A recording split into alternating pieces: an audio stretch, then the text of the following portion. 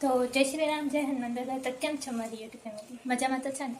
તો અત્યારે વાગી ગયા છે સવારે 9 અને હું, મારા પપ્પા અને મારા ભાઈ અમે ત્રણે જઈએ છીએ હોસ્પિટલ.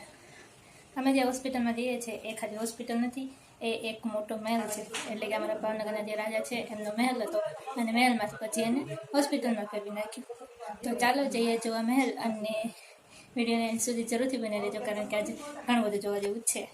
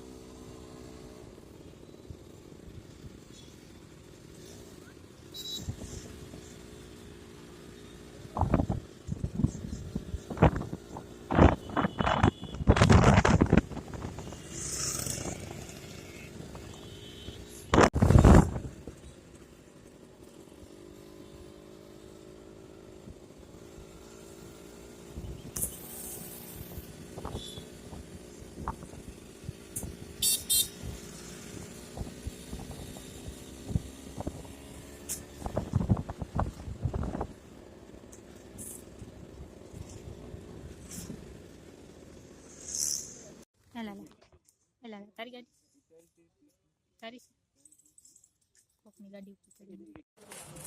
તો અત્યારે અમે ઘરે આવી ગયા છીએ અને વાગી ગયા છે 11. તો અત્યારે મારે જમવાનું બનાવવાનું જવાનું છે કારણ કે મારો જે ભાઈ છે એને સ્કૂલે જવાનું છે, તો જમ્યા વગર એને જવા તો ન દેવાય.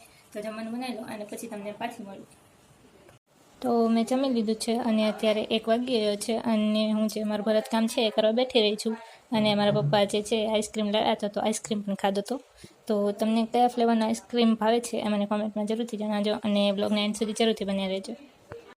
તો અત્યારે વાગી ગયા છે સાંજના 6 અને આજે અમે બનાવ્યા છે દાળ ભાત. વહેલું થોડુંક જમવાનું બનાવી નાખ્યું છે કારણ કે મારે થોડુંક ભરતકામ કરવાનું પડ્યું છે, તો એ કરવા માટે મેં આજે વહેલા જમવાનું બનાવી નાખ્યું છે.